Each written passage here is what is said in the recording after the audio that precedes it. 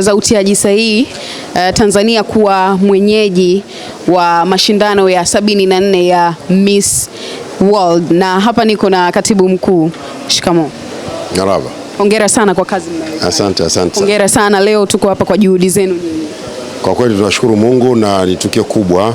Hii ni mara ya kwanza Tanzania inakuwa mwenyeji wa mashindano makubwa haya ya dunia ya ulimbwende. Kwa hiyo tunamshukuru sana Mheshimiwa Rais kwa kuridhia tukio hili lifanyike, lakini ni pongezi kwa Watanzania wote kwa sababu matukio kama haya yanakuja na fursa nyingi, na sisi wizarani kwetu, Wizara ya Habari, Utamaduni, Sanaa na Michezo, tunasikia fahari kwamba tukio hili limetokea wakati huu, wakati ambapo nchi yetu inapiga hatua kubwa za kimaendeleo na inafanya mageuzi makubwa katika sekta ya sanaa na ubunifu.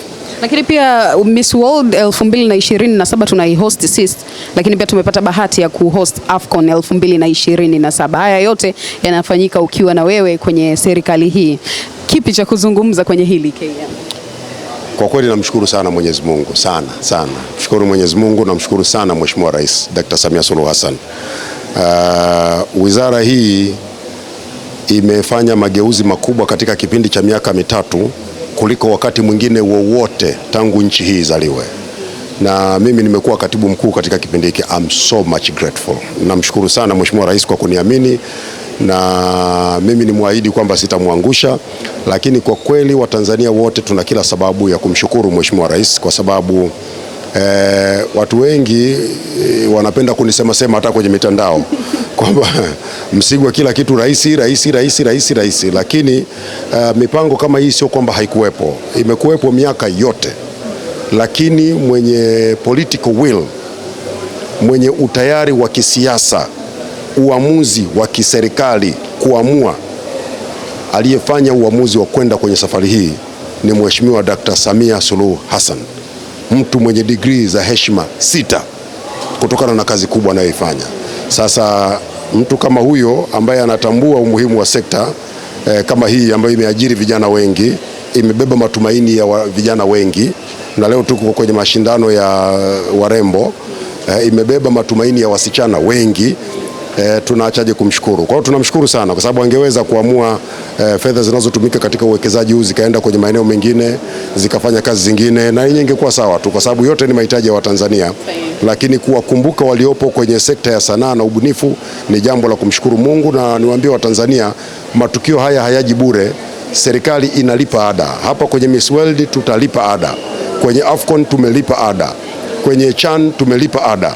Sasa matarajio ya Mheshimiwa Rais ni kwamba baada ya uwekezaji huu mkubwa, kitakachofuata iwe ni Watanzania sasa kuzitumia ipasavyo fursa zote zinazokuja na mashindano haya. Fursa ya kuongeza idadi ya watalii. Nilikuwa nasoma leo tumeshafikia watalii 5.9 milioni. Safari yetu 2030 tufike watalii 8 milioni. Tunataka tuongeze manufaa kutokana na madini yetu. Nchi yetu tunazalisha Tanzanite, tunazalisha dhahabu, tunazalisha diamond, almasi, tunazalisha na madini mengi mbalimbali. Lakini huko duniani madini yetu yanauzwa kwa majina ya watu wengine, na hilo sio la bure. Manake ni kwamba hata manufaa ya haya madini wanayapata watu wengine. Fursa kama hizi ndio zinakuja kuambia watu duniani kwamba Tanzania inatoka Tanzania, hii ni dhahabu ya Tanzania, hii ni almasi ya Tanzania, na haya ni madini ya vito mbalimbali ya Tanzania.